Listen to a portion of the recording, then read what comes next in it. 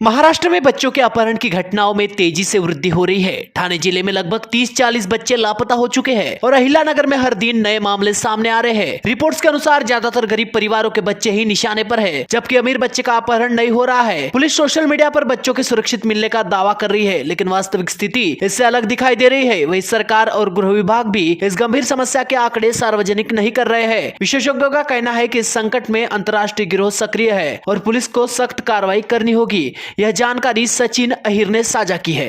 नाही, दुर्दैवाची बाब आहे की महाराष्ट्र 21व्या शतकामध्ये प्रगतिशील राज्य म्हणून घेऊन याच्याकडे पाहिलं जातं। विभिन्न राज्यातले विभिन्न जिल्ह्यातली लोक ही महाराष्ट्रामध्ये येतात आणि विशेष करून मुंबई ही एक स्वप्ननगरी म्हणून घेऊन त्याच्याकडे पाहण्याचं काम होतोय। असं असताना देखील महाराष्ट्रामध्ये आणि विशेषतः मुंबईमध्ये गेल्या 36 दिवसामध्ये 82 मुलं आणि मुली हे दुर्दैवाने बेपत्ता झालेले आणि हे मुंबईमध्येच नाहीये। सर्वसाधारणपणे राज्यामध्ये जर तुम्ही बघितलं असेल तर ज्या जिल्ह्यामध्ये तालुक्यामध्ये राज्याचे मुख्यमंत्री येतात त्या नागपूरमध्ये अशाच प्रकारे मुलं आणि मुलींचा एक रॅकेट आंतरराष्ट्रीय स्तरावरती पकडलं गेलं आणि तब्बल 2 लाख रुपयामध्ये हे मुलं आणि मुली विकले एका राजस्थानच्या कॉन्ट्रॅक्टरला गेलं किंवा दलाल करणाऱ्या माणसाला आणि त्यांनी परदेशाशी लिंक असलेल्या ह्याच्यातली एक यंत्रणा मिळाली। काल परवा विधानसभेमध्ये पण ठाणे जिल्ह्यामध्ये 132 मुलं बेपत्ता शालेय मुलं बेपत्ता झाली अशी घटना घडली। त्यामध्ये 30, 40, 50 मुलं आणि मुली मिळाले, बाकीचे संपूर्ण रीतीने बेपत्ता आहे। अहिल्यानगर जिल्ह्यामध्ये सरासरी जर बघितलं तर रोज 6 मुली बेपत्ता होत आहेत, कारण 26 दिवसामध्ये 143 महिला मुलींचा थरारक पद्धतीने बेपत्ता होण्याची ही घटना होते। हे बेपत्ता असेच होत नाही आहे, यामागे एक मोठी टोळी सक्रिय आहे की जे या मुलं आणि मुलींना मोठ्या प्रमाणावरती विकतायत। काही छोट्या मुलं आणि मुलींना भीक मागण्यास भाग पाडतायत, काहींना क्रिमिनल ॲक्टिव्हिटीजमध्ये वापरण्याचं आणि ट्रेनिंग देण्याचं काम करतायत। हे राज्यामध्ये आणि आंतरराष्ट्रीय स्तरावरती पण देखील ही टोळी सक्रिय झालेली आहे।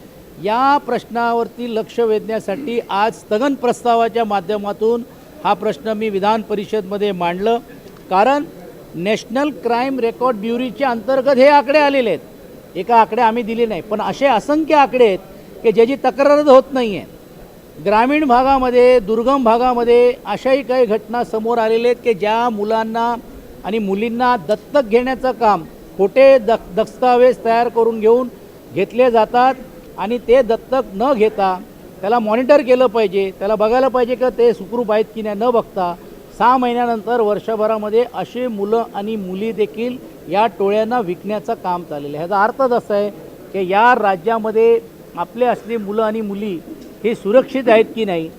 सर्वसामान्य श्रीमंतांची मुलं आणि मुली सुरक्षित आहेत, तुमच्या आपल्यासारख्यांची सुरक्षित आहेत, पण सर्वसामान्य जो गरीब तबक्यातला असलेला आहे, सर्वसामान्य चाळीत राहणारा, झोपडपट्टीमध्ये राहणारा, दुर्गम भागामध्ये, ग्रामीण भागामध्ये राहणारा, ह्यांच्या मुलं आणि मुलींना बाहेर सोडायचं की नाही हा संभ्रम आणि हा प्रश्न निर्माण झाला आहे।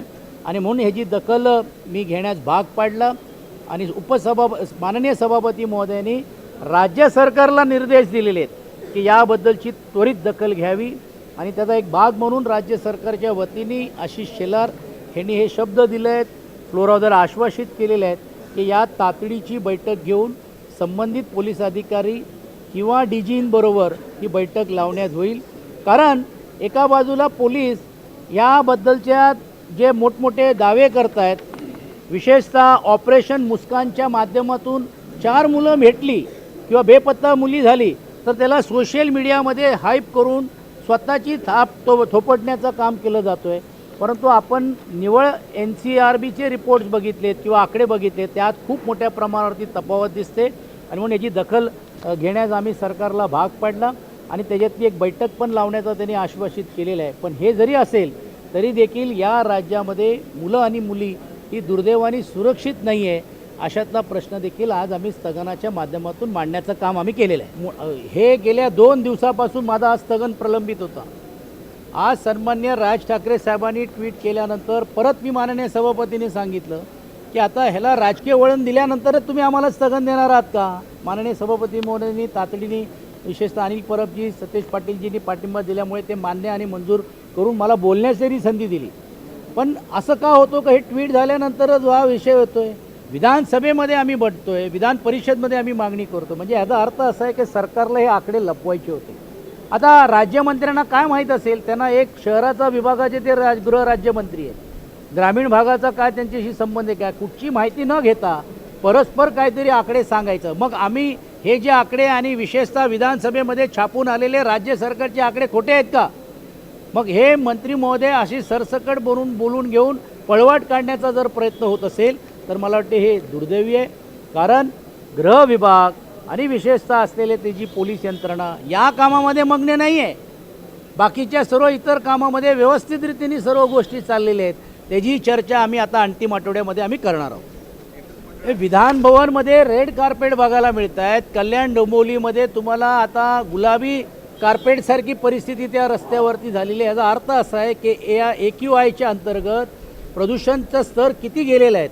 आणि हे आज नाही, तिकडच्या ज्या असलेल्या वेस्ट असलेल्या इंडस्ट्रीज किंवा पर्यावरणयुक्त त्या इंडस्ट्रीमध्ये STP लावावी ही गेल्या अनेक वर्षापासून डोंबिवलीची ही मागणी होती. कारण केमिकल झोन हा केल्यामुळे तिकडचं पूर्ण वातावरण दूषित झालेलं आहे. सरकारने याच्यात तातडीने लक्ष घातलं पाहिजे.